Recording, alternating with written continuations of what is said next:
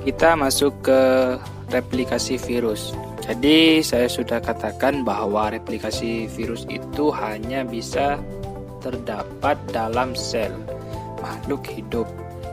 Kita ambil contoh adalah bakteriofag. Nah, bakteriofag itu bisa berkembang biak secara lisogen maupun litik.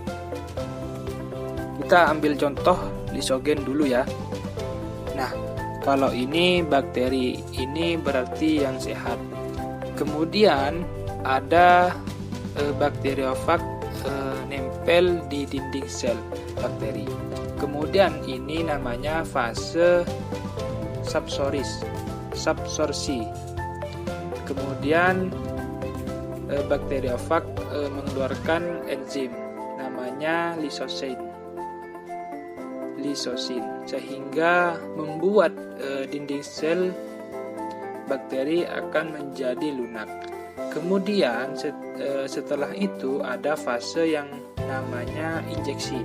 Nah, fase injeksi adalah di mana bakteriofag akan mengeluarkan materi genetiknya untuk masuk ke dalam sel bakteri.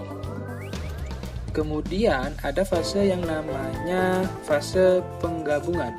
Fase penggabungan di mana materi genetik virus akan bergabung dengan bakteri genetik daripada bakteri.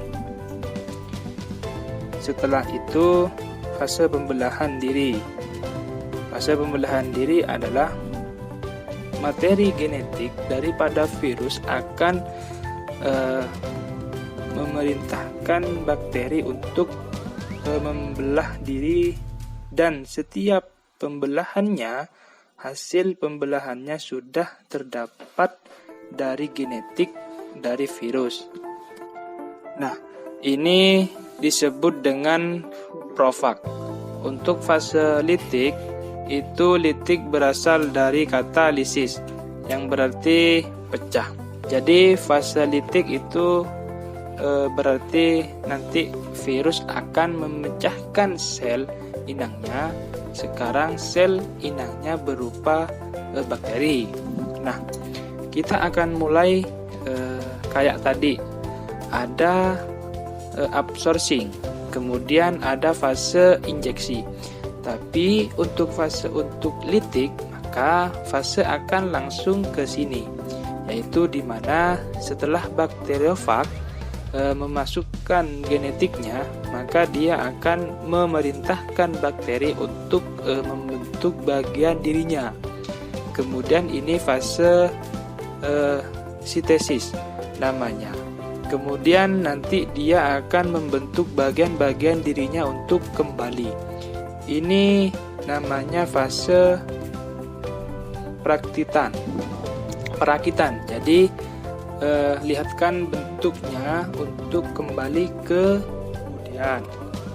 Yang terakhir adalah dia akan memecahkan sel bakteri atau sel inangnya sehingga bakteriofag yang sudah terbentuk akan keluar. Fase lisogen itu bisa menjadi fase litik apabila tubuh inangnya yang dikuasainya imunitasnya lebih lemah. Imunitasnya itu lemah, begitu. Mungkin itu saja materi pada kesempatan pagi hari ini. Kurang lebihnya mohon maaf. Wassalamualaikum warahmatullahi wabarakatuh.